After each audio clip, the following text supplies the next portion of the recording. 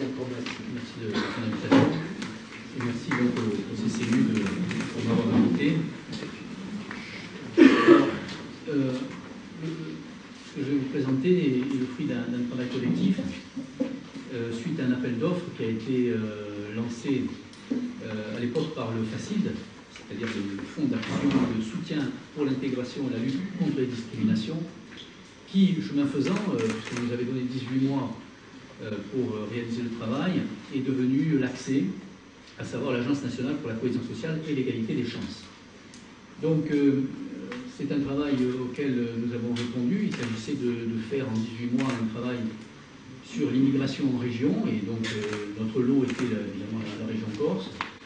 Et il s'agissait de présenter l'immigration depuis 1789 jusqu'à nos jours, de réaliser un travail de terrain, de réaliser un travail de recherche sur la réalité de l'immigration et l'apport de l'immigration dans les régions, de constituer également un fonds d'archives, de rendre ce fonds disponible, et également de faire un travail statistique sur, à partir de 1851, date qui avait été arrêtée parce que c'est la période qu'on considère comme étant la plus valide au niveau des statistiques. Précédemment, les choses étaient un petit peu plus... la façon de comptabiliser n'était pas la même, et puis les réponses étant également assez aléatoires.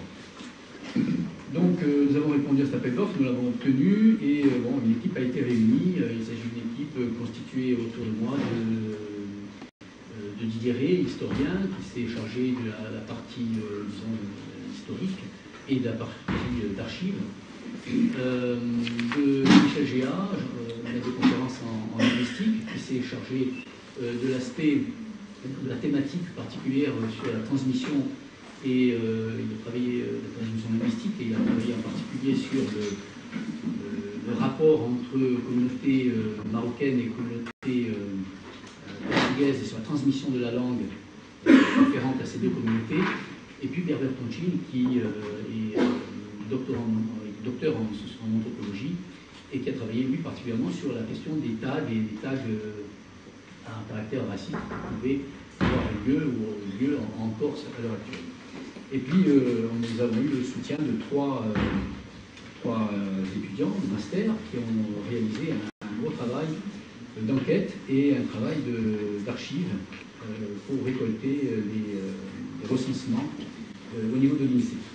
Voilà pour la présentation disons, du travail qui nous avait été demandé, le travail d'archives et le travail d'équipe qui a été réalisé pour aboutir à un rapport qui a été présenté à Paris, à la maison de Polytechnique, en avril 2008, et que donc je vais rapidement vous présenter. La question de l'immigration, si vous voulez, c'est déjà réfléchir sur ce qu'on appelle la constitution du champ, c'est-à-dire de quoi va-t-on parler? Qu'est-ce qu'un immigré? Qu'est-ce que l'immigration? Et là, de suite, on s'aperçoit que les économistes n'ont pas la même façon de voir, les sociologues non plus, les anthropologues, les historiens non plus. Et au-delà même des disciplines, on s'aperçoit que même chaque auteur peut avoir sa propre définition de l'immigration. Donc ça, c'est une question qui est apparue un petit problème dès le départ, dans des réunions que nous avons eues à Paris pour essayer de faire un travail cohérent, quelles que soient les régions. Et finalement, ce qui a été retenu, c'est une définition relativement large de l'immigration, à savoir qu'un immigré, c'est quelqu'un qui se définit par son lieu de naissance, c'est-à-dire qu'il est né à l'étranger, et sa nationalité, c'est-à-dire que c'est un étranger, c'est-à-dire quelqu'un qui vit au départ à l'extérieur, à l'étranger, et qui vient en France pour des raisons pour y chercher un emploi, pour des raisons de travail. Ça, c'est une définition qui peut apparaître relativement large.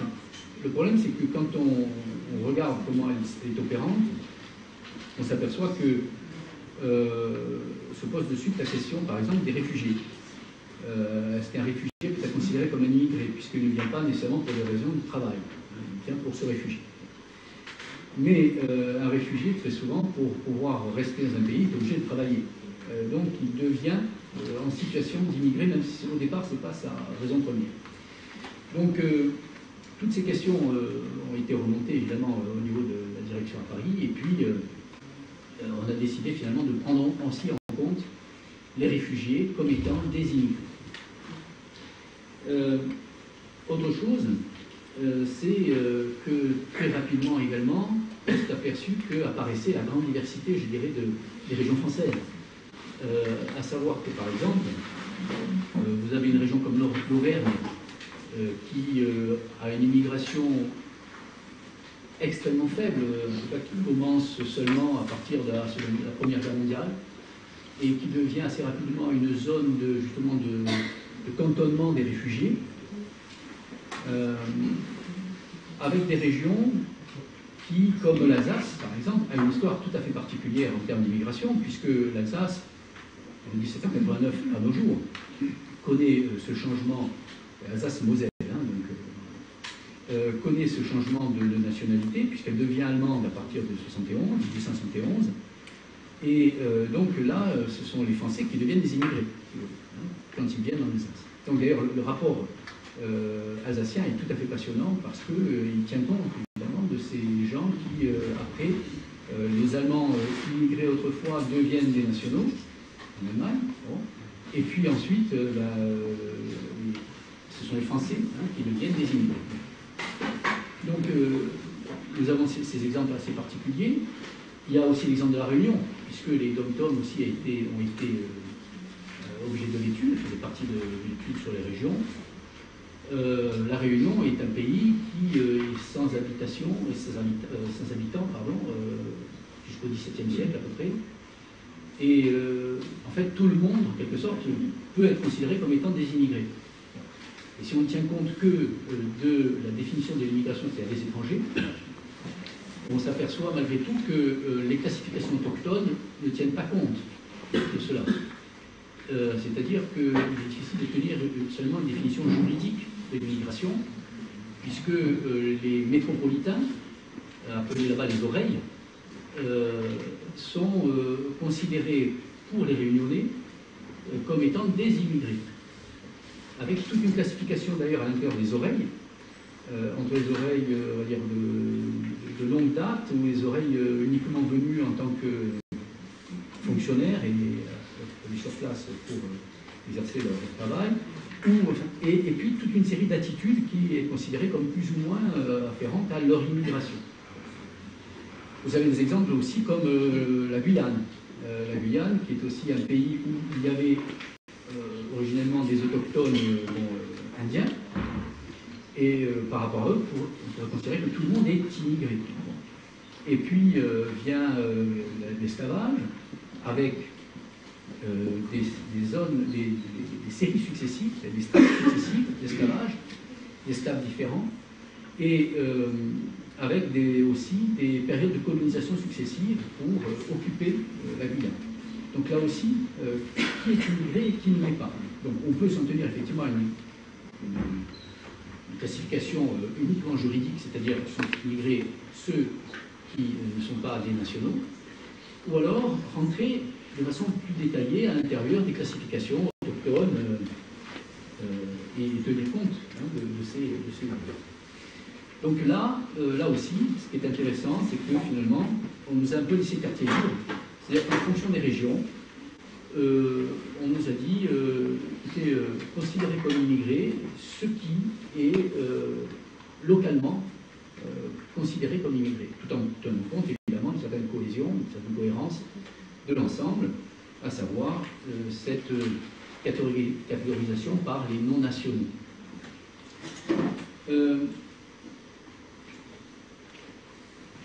On nous a également demandé de tenir compte d'une chronologie, c'est-à-dire une présentation qui puisse être comparable et une chronologie qui tienne compte de cette avancée dans le temps à partir de la Révolution française jusqu'à maintenant. Voilà donc un petit peu pour présenter le cadre de travail, à la fois la définition du champ et les problèmes qui sont intervenus. En ce qui concerne la Corse, par exemple, la question qui s'est posée à un moment donné et qui a été discutée entre nous, c'était de savoir si on tenait compte des pieds noirs comme étant des immigrés. Alors évidemment, on peut dire non, puisqu'ils venaient essentiellement d'Algérie, du département français, et eux-mêmes nationalité française. Mais donc on a au départ fait un petit peu l'impasse sur la question des pieds noirs, des rapatriés.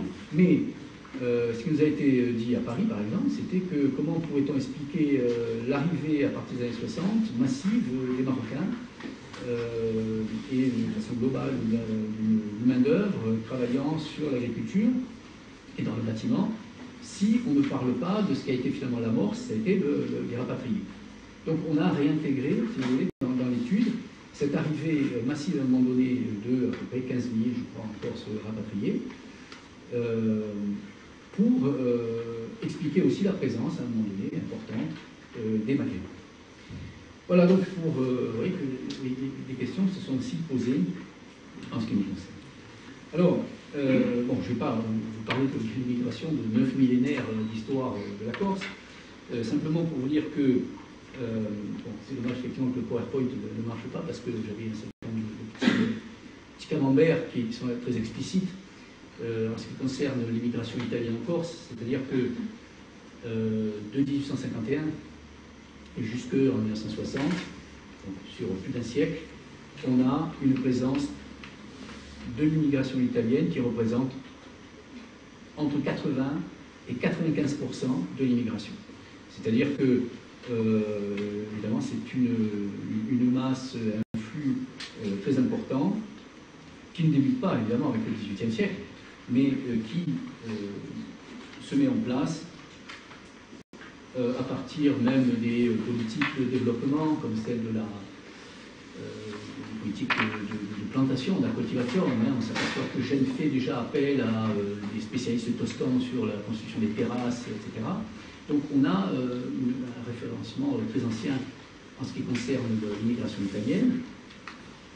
Mais du 19e, en tout cas, à partir du moment où on peut commencer à mesurer jusqu'au milieu du XXe siècle, on a une présence italienne extrêmement massive, extrêmement importante, en ce qui concerne donc les pourcentages.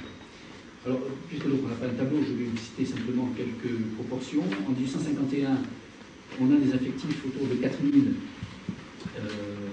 Italiens, donc, ce qui représente aux alentours de 90% de l'immigration. 1901, 95%, autour de 10 000 Italiens, puisque évidemment les proportions changent en fonction de la démographie. 1931, 82%. 1946, 78%. Et on monte jusqu'à 92% en 1954. Et ensuite, 1964, plus que 18% à peu près de présence. C'est-à-dire qu'en fait, en 10 ans, on a une chute extrêmement brutale, de pratiquement de 80% de la présence italienne en termes d'immigration en Corse. Alors, que peut-on dire sur cette immigration, sur ce laps de temps assez long? On pourrait la distinguer en deux phases, en deux origines d'immigration. D'abord, l'immigration qui est celle du Risorgimento, ou en tout cas de la constitution de l'État italien, suite aux révoltes, aux répressions qui ponctuent toute la première partie du XIXe siècle italien. La Corse va recevoir énormément de réfugiés, que ce soit simplement des militants recherchés ou des proscrits politiques, des intellectuels, et essentiellement d'ailleurs dans la zone nord, et on sait que Bastia a beaucoup reçu d'immigration italienne. Alors ce sont des réfugiés, et là, comme je vous le disais au départ, nous avons englobé dans une réflexion sur le réfugié et à un moment donné obligé de travailler, surtout s'il reste longtemps. À part quelques exceptions célèbres, j'en citerai quelques-uns, c'est-à-dire les grands responsables politiques ou les grands érudits, les intellectuels, qui sont invités directement dans les familles bastiaises qui vont les accueillir. Et eux ne sont peut-être pas nécessairement obligés de travailler.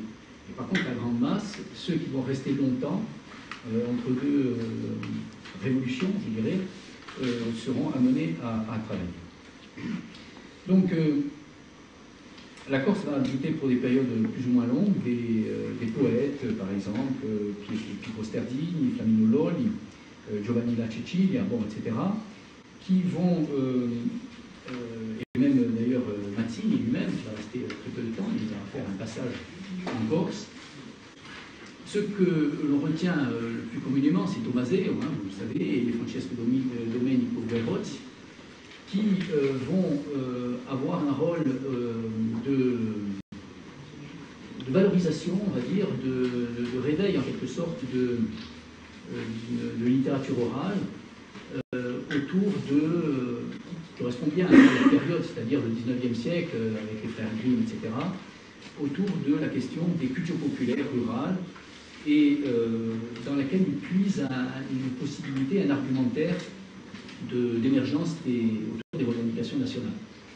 C'est quelque chose après qui d'ailleurs qui viendra insuffler et nourrir une réflexion corse autour de la valorisation des cultures rurales, des cultures populaires, et éventuellement même qui pourra aussi nourrir le rapprochement voulu par certains avec la Italie. L'influence des écrivains, des hommes politiques se retrouvera également en Corse à un niveau politique lui-même autour du mouvement carbonariste, puisque l'adhésion des notables à la royauté, après la Restauration, va faire place peu à peu à une espèce quand même une certaine hostilité, et elle va retrouver son exutoire dans une idéologie libérale et parfois républicaine, véhiculée par les organisations carbonaristes.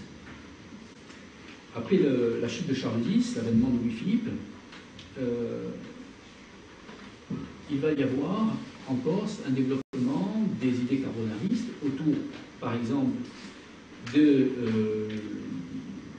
groupements qu'on appelle les Pinuti, et dont on sait qu'ils ont des liens entre Italie et Corse, et en particulier dans une région on appellerait la Castagnice orientale, Castagnice littorale, Orezza, Morianta, Vagne, Campolo, dans laquelle il va y avoir une grosse influence de l'idéologie républicaine et libérale à l'encontre de la royauté, à l'encontre de Charles X. Il va y avoir un rapprochement à un moment donné avec l'élection en France de futur Napoléon III, mais là encore, il va y avoir, une fois que Napoléon III deviendra empereur, une certaine animosité envers ce régime et un renouveau du carbonarisme en Corse à partir des années 60. À partir de là également, c'est le résurgiment, c'est-à-dire que l'Italie devient une nation et le flux de l'immigration politique, évidemment, se tarit d'un coup pour faire place, ou en tout cas pour laisser continuer quelque chose qui est totalement, je dirais, de l'immigration, à savoir de l'immigration pour le travail.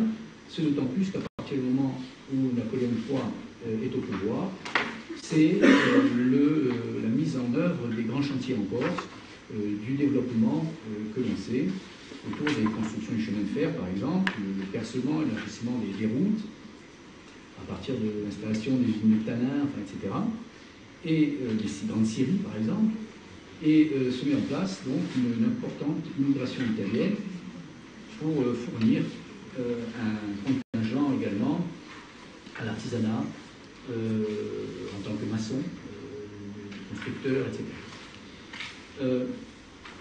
Donc, on a le tarissement d'une immigration des réfugiés, de l'immigration politique, et par contre se concentrent les gens qui viennent chercher du travail en Corse et qui vont continuer classiquement à constituer une force de travail importante pour le monde rural. Avec les spécialisations que j'ai signalées, l'industrialisation, mais également le domaine du charbon de bois, avec les équipes structurées autour d'un caporal qui réalisent ensemble un procès de production et de l'abattement du bois jusqu'à la constitution et l'acheminement du combustible. Ça, c'est les mêmes enquêtes que j'ai réalisées par exemple sur Galère, il y a sur la vallée du Fang. On retrouve cet ensemble de procès de production tenus par des Italiens. De façon générale, on pourrait dire qu'on les retrouve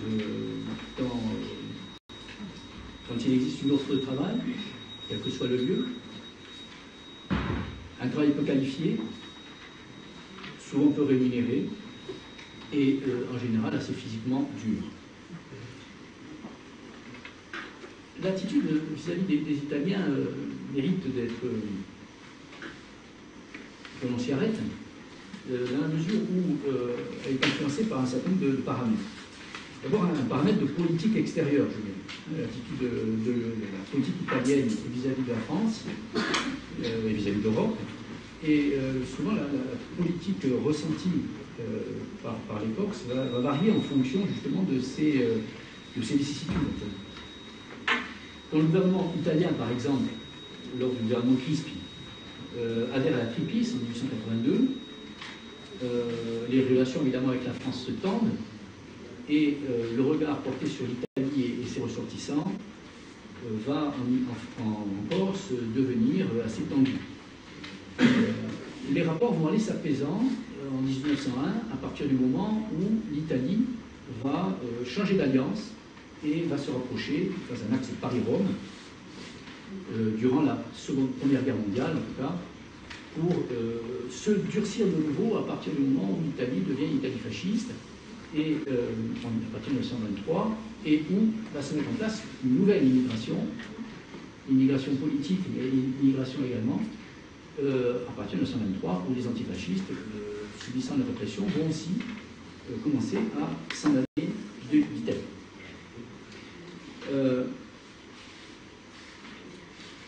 Les ressortissants italiens, vous le savez, présents en Corse durant l'entrée en guerre et durant l'occupation, vont participer,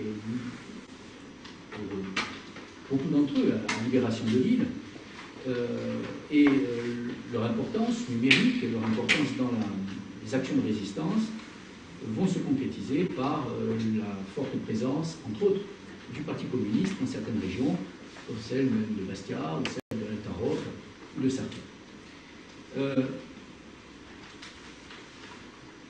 En ce qui concerne cette acceptation ou cette non-acceptation d'une présence italienne, une forte parfois présence italienne en Corse, le nombre, par exemple, a souvent été présenté comme étant un obstacle à l'intégration, et on voit bien à travers la presse de l'époque que régulièrement apparaît cet argument comme quoi il y a trop d'Italiens, qu'ils sont trop arrogants, ou que, éventuellement, on peut même les accuser de transmettre des maladies, comme ça s'est passé la tuberculose, etc. D'un autre côté, on a également un jugement aussi collectif d'appréciation de l'Italie, des Italiens, en liaison directe avec l'attitude extérieure du pays que j'ai signalé, et avec un certain nombre de moqueries par rapport aux prestations militaires italiennes durant cette période. On connaît les déboires italiens lors de la conquête de l'Éthiopie, avec la fameuse défaite de Gali en 1887, qui est estimée comme étant peu glorieuse pour un pays comme l'Italie vis-à-vis de l'Éthiopie. On connaît également les déboires de la conquête de la Libye, les hésitations également, donc, j'ai signalé, entre la France et l'Allemagne, on ne sait pas très bien où se situe l'Italie. Pour revenir plutôt, on connaît également les moqueries qui suivent la bataille de Caporet en 1917, la bataille de Caporet, où les bataillons italiens se débandent et s'enfuient. Bon. Et ça encore, ça a des effets, c'est-à-dire en termes de moquerie. Pour un pays comme la Corse, qui a une longue tradition militaire, qui en plus, à cette période-là, participe fortement à la construction de l'Empire français, ce genre d'attitude est imputé aux Italiens et est l'objet de moqueries. J'ai en tête un certain nombre de plaisanteries qu'on a pu entendre encore très longtemps sur ce genre. Qu'en est-il donc de l'intégration sociale, c'est-à-dire de tout ce débat autour de l'intégration non seulement collective mais individuelle des Italiens? Alors, on a eu effectivement ces cercles d'érudits qui ont accueilli des réfugiés politiques de prestige, des poètes, des écrivains, des responsables politiques, pour lesquels la question ne se posait pas. À partir du moment où la Zorgione s'est fait, ils sont repartis, et quand ils étaient sur place, ils ont été accueillis par les notables de Bastille. En ce qui concerne les immigrés pauvres, la question, effectivement, est plus problématique et a varié en fonction des vicissitudes de la politique internationale, de leur nombre supposé, trop nombreux, etc., et également des rumeurs qui pouvaient être véhiculées localement. Au départ, en tout cas, la constante, ce sera souvent un sentiment relativement condescendant, voire de mépris, qui peut se concrétiser par un traitement, on peut dire, discriminant, c'est-à-dire des surnoms, des proverbes, des dictons relatifs à l'altérité italienne, et bon, évidemment, une Lucchese avec l'interjection de Tisor, aux Ardors, etc. Et puis également, on peut voir des moqueries relatives à leur pratique gastronomique. Vous savez que la gastronomie, c'est souvent le point d'ancrage pour se moquer des autres, le mangeur de grenouilles, etc. Raillerie gastronomique, les mandialoupini, qui était aussi un surnom donc, des Italiens. On sait également que le mariage avec un Italien a fait l'objet souvent de railleries, voire même d'une sorte de tabou en termes de stratégie matrimoniale, avec le célèbre proverbe Infinita antiguae Lucchese manco mai, c'est-à-dire bon, que évidemment, une jeune fille qui trouve personne, finalement, il y aura toujours un Italien pour se marier avec elle. Ce qui donc signifie que, de même d'ailleurs, lors des élections, l'expression fao lucchese signifie s'abstenir. C'est-à-dire qu'il n'y a qu'un Italien qui peut s'abstenir au moment où il faut choisir entre le parti d'A et le parti B. Ça m'a corté. Donc, s'abstenir, c'est vraiment montrer son extériorité et montrer sa non-intégration dans une société où il s'agit de faire des choix.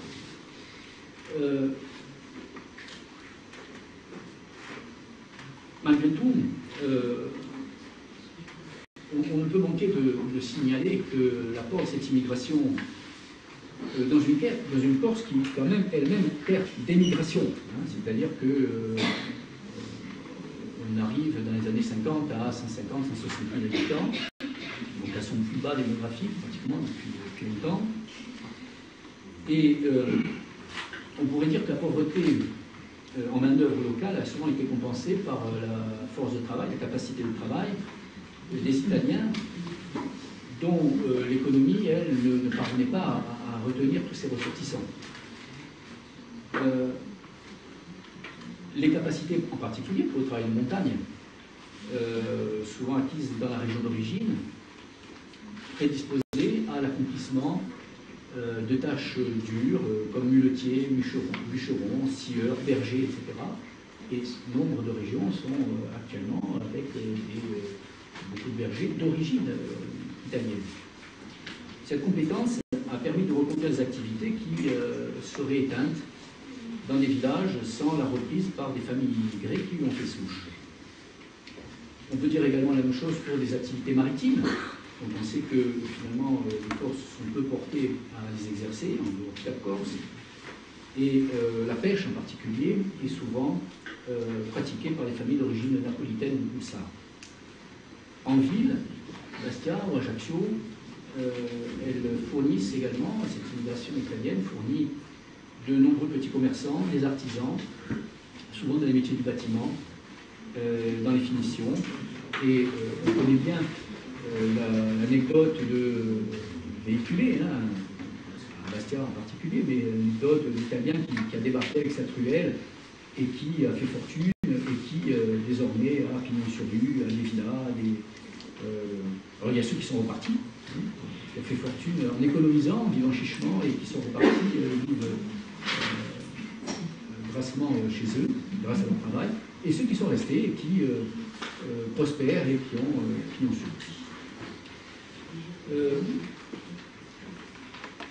Ces réalités, donc, on finit par, en partie, je dirais, à céder le pas face à des représentations nouvelles et à une immigration nouvelle également. Désormais, on peut affirmer que beaucoup de familles corses ont lié des alliances avec des familles, avec des immigrés italiens d'origine. Des liens familiaux, d'ailleurs, sont maintenus malgré tout avec le pays d'origine, avec la parentèle qui est restée en Sardaigne ou en Toscane, et ce qui intègre d'ailleurs une nouvelle façon de vivre, en relation finalement avec une identité un peu mélangée entre italianité et corsité. La carte d'ailleurs du culturel, je reviendrai si nous avons le temps à la fin, portée par des associations, des manifestations qui réalisent, par exemple, la Semaine du cinéma italien à Bastia, ou des jumelages de ville à ville, permet justement d'établir un lien entre des communautés avec un héritage culturel populaire savant à l'intérieur de la société corse elle-même. Cette donne, évidemment, d'une autre façon, notamment dans le balancier, ne met pas à l'abri de rappels à destination vexatoire de l'origine, du lieu d'origine, du nom d'origine. À savoir que on peut rappeler dans une conversation, si elle s'envenime, que les origines italiennes ne donnent pas droit à donner son avis ou ne donnent pas droit à formuler tel type d'argumentaire. C'est quelque chose qui, effectivement, peut apparaître comme une discrimination et comme étant ce qu'on appelle des stigmates transmissibles, qui, effectivement, n'est pas politiquement correct, et on sait très bien que c'est aussi quelque chose qui intervient dans les conversations et dans la vie de tous les jours. Tant bien même, c'est quelque chose qu'on va dénoncer, hein, on va dire, non, c'est pas bien de le faire, mais le patronyme, parfois marqué, suffit pour les initiés, garder l'oreille, à signaler l'ascendance toscane ou sarde de quelqu'un. Une personne ne peut finalement se penser à l'abri d'un retour du stigmate, quand bien même il a gravi l'échelon social, et je pense à des hommes politiques, effectivement, à qui on peut, en situation de tension politique, rappeler ce genre de choses. Effectivement, il y a une atténuation du phénomène, c'est-à-dire que, comme actuellement, l'immigration italienne est de moins en moins importante, le flux s'atténue, le phénomène de stigmatisation s'atténue lui-même, puisque la question italienne, je dirais, est passée d'actualité. L'immigration régresse, elle n'est plus alimentée elle-même par un flot continu. La population, il n'a pas acquis la nationalité française, est la plus âgée parmi toutes les immigrations. Elle est de 58 ans, alors que la moyenne d'âge de l'immigration est de 42 ans. Vous voyez qu'il y a un décalage, c'est une immigration ancienne, si vous voulez. Et n'oublions pas que du fait de la législation différente en Italie, souvent les Italiens ont une double nationalité. Ils ont conservé les droits de vote en Italie, mais ils ont une nationalité française. Voilà ce qu'on pourrait dire. On pourrait évidemment développer beaucoup sur cette immigration italienne, qui, comme je l'ai dit, représente jusque dans les années 60, 80-90% de l'immigration. Mais je pense qu'on a vu un petit peu les questions qui se posaient au niveau historique et éventuellement sociologique autour de cette question de l'immigration. On y reviendra en fonction si vous avez des questions. J'aurais voulu développer un petit peu un événement qui est peu connu dans l'histoire de la Corse, dans l'histoire de l'immigration de la Corse. C'est la question de l'arrivée des réfugiés russes en 1921 à Ajaccio. C'est un épisode qui est plus ou moins connu, qui actuellement est un petit peu redéveloppé du fait les descendants de ces réfugiés, qui sont montés en association et qui font régulièrement des manifestations. Parce que c'est quelque chose sur lequel j'ai personnellement travaillé et c'est quelque chose qui me paraît assez illustratif de mode de comportement aussi de la population corse vis-à-vis de l'immigration. Alors là, il ne s'agit pas à proprement parler de l'immigration, ce sont des réfugiés qui fuient la progression des armées bolcheviques et en 1921 arrive à Ajaccio un paquebot qui s'appelle le Rion, chargé de 3700 réfugiés de l'armée de Wrangel, des Russes blancs, des Cosaques, des Ukrainiens,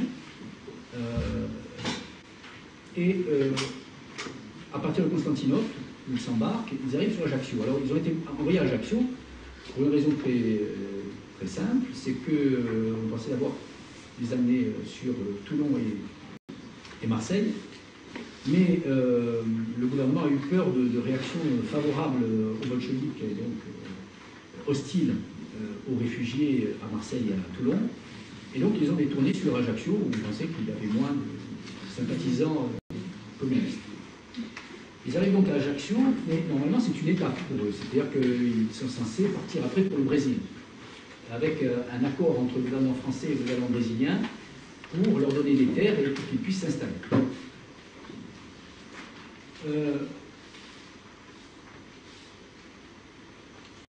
Cette arrivée, évidemment, surprend tout le monde, parce que personne ne s'attend à voir arriver presque 4000 réfugiés russes sur un bateau. D'ailleurs, ils n'ont pas le droit de débarquer.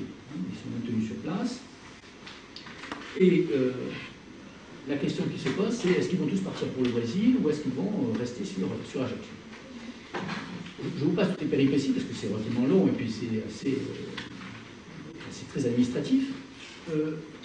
Il reste en tout cas, au bout d'un an et demi de pérégrination, environ 700 réfugiés russes qui vont rester à Ajaccio et y faire souche, ou en tout cas faire souche dans les villages souvent avoisinant Ajaccio en Corse du Sud.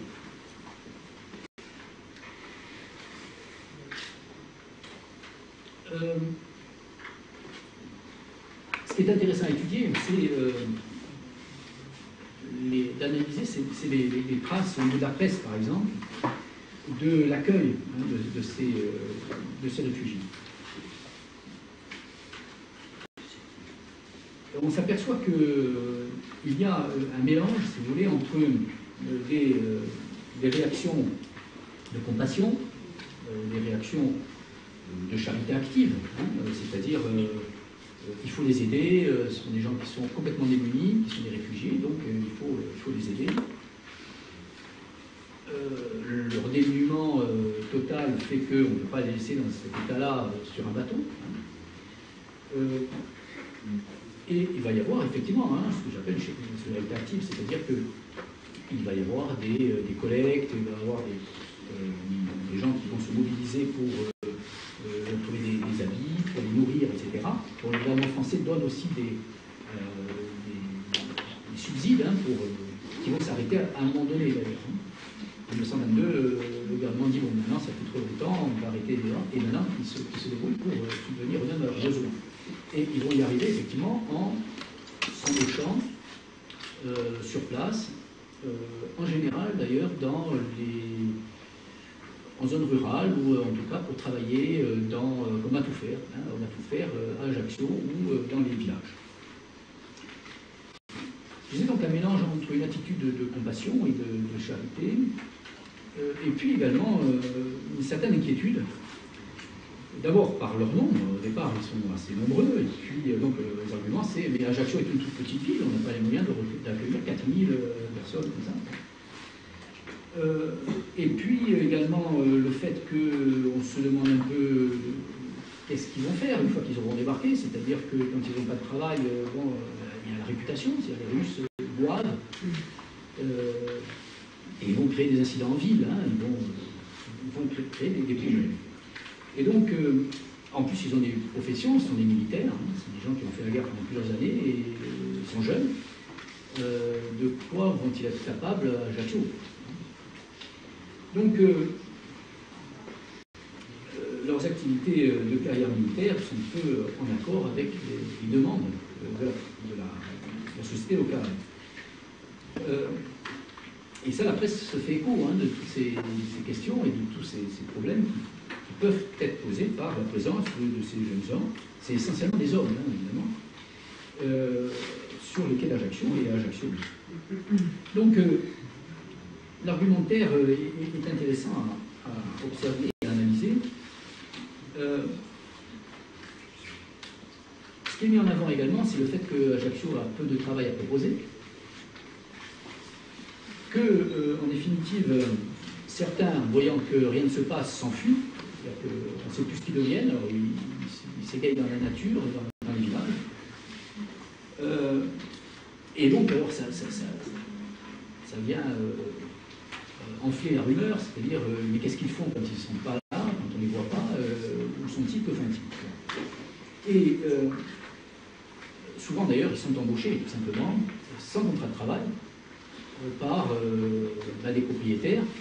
On est en 1921-1922, la Corse sort de la guerre de 14, elle a besoin d'hommes, d'œuvre, et donc là, c'était presque une manne pour les gens qui avaient possibilité d'embaucher des travailleurs, pour justement tirer les salaires vers le bas et les embaucher sans contrat de travail.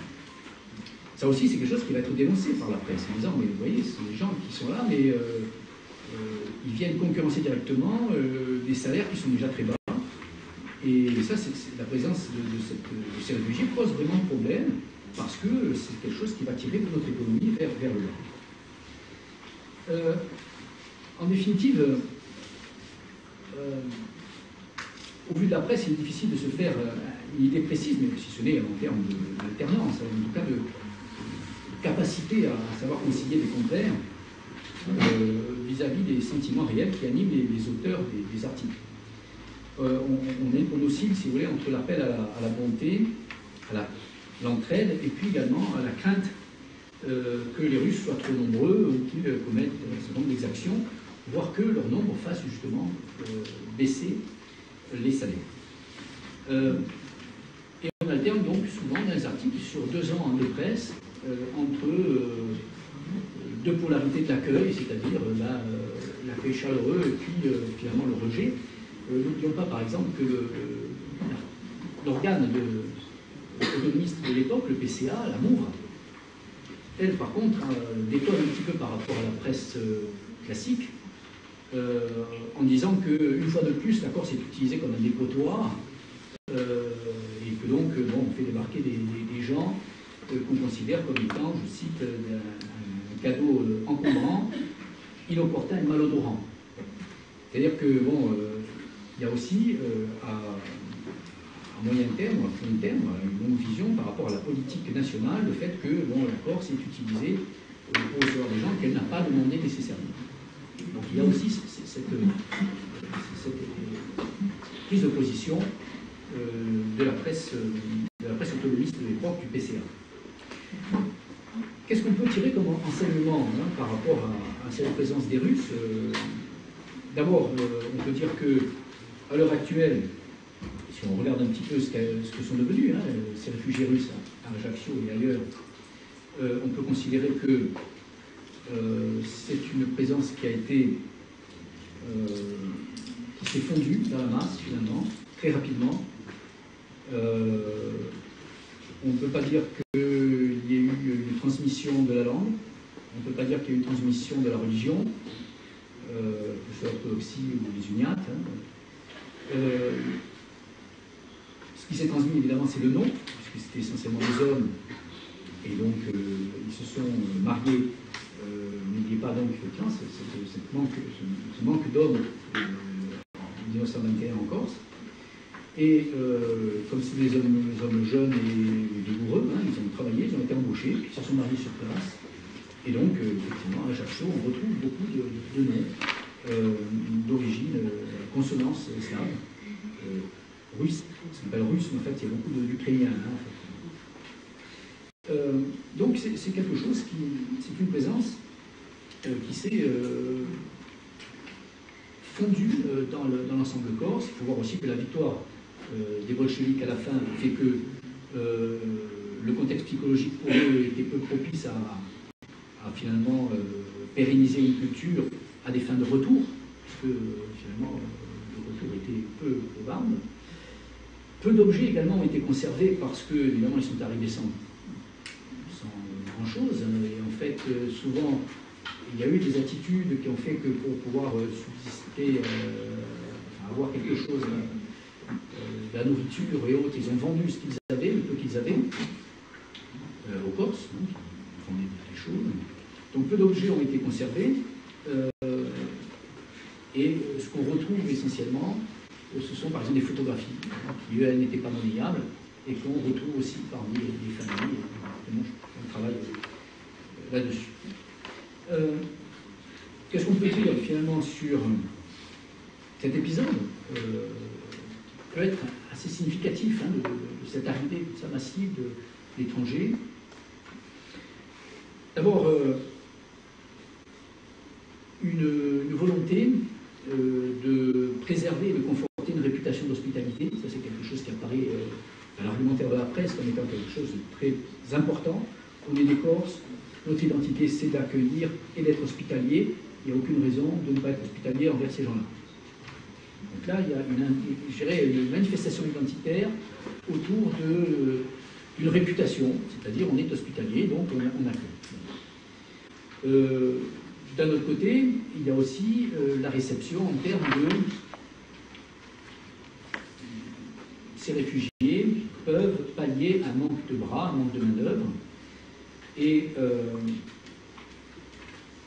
on peut en tout cas bénéficier à l'heure actuelle, grâce à ces gens-là, d'une main-d'œuvre qui faisait défaut. Il y a un côté beaucoup plus pragmatique, un côté qui ne perd pas de vue les intérêts locaux, qui soient économiques et sociaux. Une sensibilité également à la question du nombre. Combien sont-ils? Est-ce qu'on ne va pas être envahi localement, hein, essentiellement sur Ajaccio. La sensibilité à la question du nombre qui traduit une crainte d'envahissement et après évidemment tout le phénomène de rumeur, c'est-à-dire certains sont échappés, mais combien sont-ils à s'être échappés? Où vont-ils? Que font-ils? Au bilan, en fait, on peut s'apercevoir que 90 ans après, on assiste à une réelle intégration avec dissolution rapide, très rapide même, des éléments culturels dans la société corse, avec malgré tout, et ce qui est intéressant, sur lequel je travaille à l'heure actuelle, une résurgence, je dirais, de ce référencement à des origines russes au travers d'une association, donc Camille Kamat, qui, sur le dernier véritable réfugié du Rion est mort à Cargès aux alentours des années 2000, donc c'est tous des descendants, moi j'ai tous évidemment français, et les descendants essayent de, à la fois, s'organiser autour de cet événement et de cette culture qui aurait pu rassembler en tout cas des éléments épars de cette culture russe, ukrainienne, cosaque au sein des familles, d'organiser donc des réunions autour de cette question, mais également, au-delà de l'aspect, je dirais, de patrimoine familial, de s'ouvrir sur une nouvelle immigration des pays de l'Est, et pas simplement russe, sur Ajaccio, mais ailleurs également, en Corse, de s'ouvrir donc sur cette immigration et de fournir en quelque sorte une plateforme d'accueil pour l'immigration des pays de l'Est à l'heure actuelle.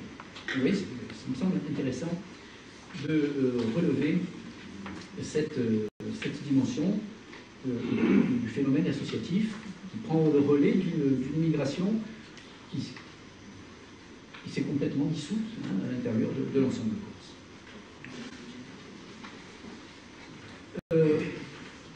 Au-delà de cet épisode et puis de la vaste immigration italienne, je voulais aussi citer malgré tout deux autres épisodes, en particulier l'épisode de ce qu'on appelle les Syriens, qui sont arrivés en Corse à partir de l'Empire turc, qui étaient souvent des juifs d'origine du royaume ottoman, qui ont fui les les guerres, la Première Guerre mondiale en particulier, et qui vont arriver en Corse aux alentours des années durant la Première Guerre mondiale et après. Signaler également l'épisode des Serbes, ce qu'on appelait les Serbes, c'est-à-dire les réfugiés serbes fuyant la Première Guerre mondiale également, et qui vont être accueillis en Corse dans les camps de réfugiés, et dont certains vont faire souche ici, hein, on le sait, et depuis repartir. Évoquer également, très rapidement, donc, les réfugiés républicains espagnols qui vont partir d'Espagne et vont essentiellement vont être envoyés sur le continent, mais certains vont venir également en Corse et eux aussi y rester souvent et faire souche. Et ce sera la présence d'une communauté espagnole en Corse qui va elle aussi très rapidement, je dirais, se dissoudre au sein de l'ensemble national.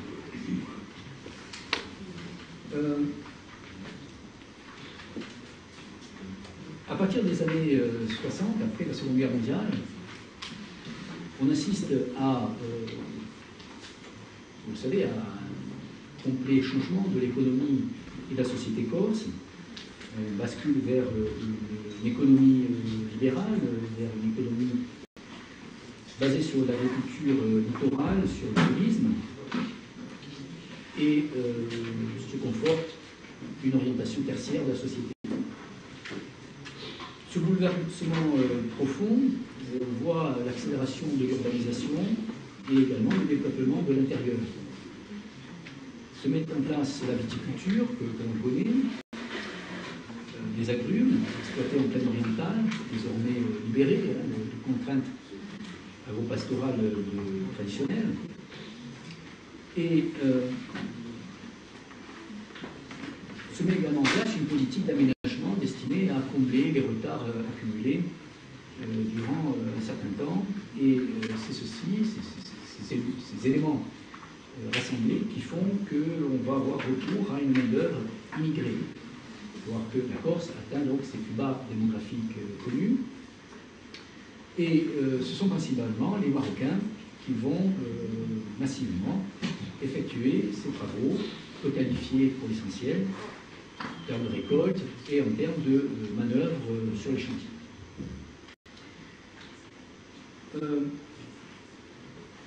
On a, en tant que particularité de cette immigration à partir des années 60, cette particularité en Corse d'avoir une immigration marocaine beaucoup plus importante que l'immigration tunisienne et algérienne,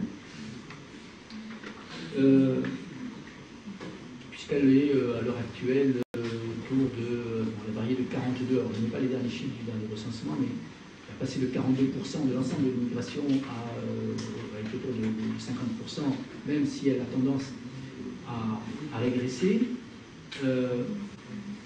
Disons qu'elle recouvre grosso modo 50% de l'immigration en Corse à l'heure actuelle, alors que je crois que sur le continent elle est autour de simplement entre 10 et 20%. Donc c'est vraiment une caractéristique très particulière de l'immigration en Corse et de l'immigration maghrébine, à savoir que ce sont surtout les Marocains qui sont présents. Au départ, les Marocains sont surtout présents dans un axe, vous savez, aller à l'approvissionnage, pour venir travailler sur l'exploitation agricole. Ce qui la caractérise, si vous voulez, c'est une communauté à fort turnover, c'est-à-dire que c'est des effectifs qui restent stables, mais qui n'est pas représenté toujours par les mêmes éléments, par les mêmes individus. C'est donc encore en partie une présence saisonnière, pendulaire, et on fait des saisons et puis on s'en va. N'oublions pas également que la particularité de l'immigration marocaine à l'extérieur est marquée à l'heure actuelle par le fait que c'est une migration au niveau international, au niveau mondial. Autrefois, elle était essentiellement orientée vers la France, mais elle s'oriente de plus en plus, elle se réoriente de plus en plus sur le Canada, sur l'Australie et sur d'autres pays non européens. Et ça, c'est quelque chose qui est à prendre en considération. Alors au départ, il s'agissait de répondre aux besoins saisonniers, qui continuent d'ailleurs à l'heure actuelle, la viticole, la vinicole, etc. Et l'offre de travail s'est stabilisée et s'étale souvent sur toute l'année, surtout quand le travail se fait dans les entreprises de BTP, etc. Il est certain que l'absence de diplôme entrave souvent la recherche d'un emploi, qui est un phénomène épatant en ce qui concerne les femmes, par exemple, qui sont souvent non diplômées. 15% simplement des Marocaines entre 20 et 59 ans ont un emploi, et souvent peu qualifiés, puisqu'elles travaillent, on les retrouve dans les employés de maison, on les retrouve dans les personnels de nettoyage, les systèmes maternels, etc. Il s'agit souvent d'une population jeune, 36% des natifs marocains ont moins de 30 ans. C'est pour ça également qu'on retrouve peu de l'acquisition de nationalité française, 7% seulement, alors que sur le continent, on arrive à 25% pour l'ensemble. Leur zone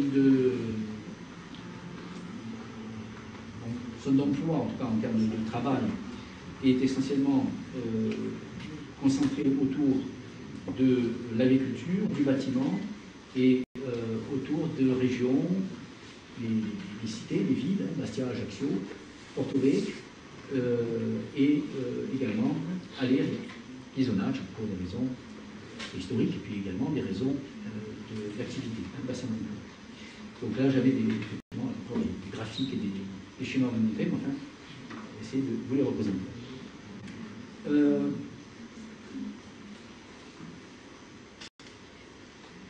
En ce qui concerne la question de la répartition et puis également l'implication en dehors de la société civile, on s'aperçoit que c'est une communauté qui vit souvent en regroupée, à savoir qu'une certaine promiscuité, puisque entre les 20 et 40 ans, un émigré sur 6 vit en communauté, donc c'est une proportion qui est largement supérieure à ce qu'on rencontre au niveau régional. Beaucoup d'hommes sont célibataires, avec malgré tout une progression, puisque désormais il y a possibilité évidemment de faire venir son épouse et de faire des regroupements familiaux, chose que au départ n'était pas le cas. En ce qui concerne le mariage, par exemple, des femmes marocaines, elles se marient dans leur communauté pour 93%, donc ce qui prouve quand même une certaine endogamie, et il n'y a que les Tunisiennes qui arrivent à 97%. Donc il y a effectivement encore, au niveau statistique, j'entends bien, encore une forte préservation des barrières identitaires.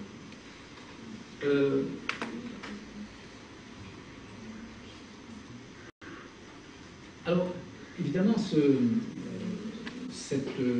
regroupement, on va dire, cette concentration, les modes de comportement sont parfois stigmatisés et on retrouve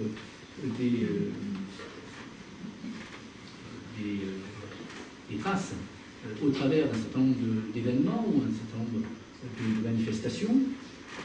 On sait qu'en 2001-2002, il y a eu un certain nombre d'incidents qui ont éclaté entre jeunes, Bastia en particulier, avec des actions ponctuelles parfois, des attentats contre des ressortissants marocains, ou de façon globale maghrébins.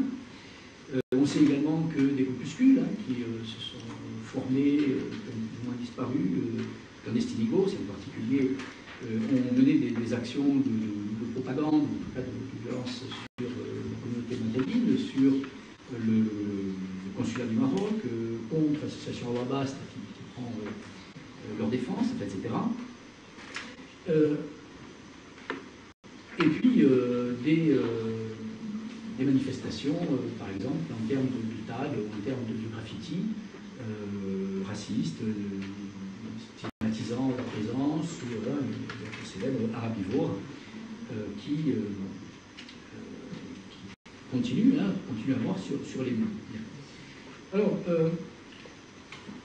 une enquête a été réalisée dans le cadre de ce travail par des étudiants, master d'histoire, que je remercie, et qui a été analysé ensuite par Vincent, pour savoir un petit peu justement le sentiment de la part d'un certain nombre de ressortissants marocains essentiellement sur l'accueil en Corse. Qu'est-ce qu'ils pensaient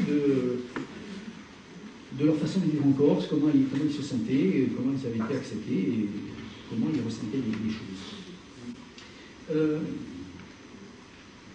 L'enquête était assez intéressante dans la mesure où vous imaginez bien que interroger les Marocains ou n'importe quel étranger, je dirais sur la question de son accueil, il y a toujours une dimension un petit peu délicate dans la mesure où il est souvent difficile de dire j'ai été très mal accueilli, etc. Et surtout si eux-mêmes ressentent un contexte un peu tendu. Donc il faut aussi aller au-delà d'une certaine propension à ne pas dire les choses et à rester en deçà. Et donc il faut savoir aussi lire entre les lignes, si on peut dire, lire entre les paroles. Alors l'enquête a porté à Ghisonaccia essentiellement, sur un certain nombre de personnes. Ce qui ressort, c'est en premier jet, je dirais, c'est que les gens disent qu'il n'y a pas de problème. C'est-à-dire que nous, ici, on n'a pas de problème, tout se passe bien, on est bien. Le terme de pas de problème est vraiment un terme qui apparaît systématiquement. Avec en second lieu le terme que s'il y a des problèmes, c'est qu'on cherche des problèmes. Et donc, ce qui est dit ouvertement, c'est que quand on est tranquille, quand on ne cherche pas de problème, on n'a pas de problème.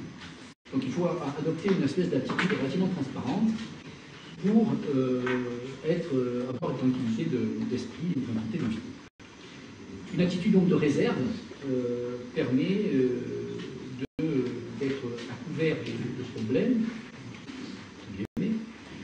et l'attitude qui est préconisée, qui est en tout cas considérée comme étant la plus à même de procurer cette tranquillité, c'est justement de s'investir dans son travail, dans sa vie de famille, et de ne pas trop chercher à savoir ce qui se passe à droite à gauche.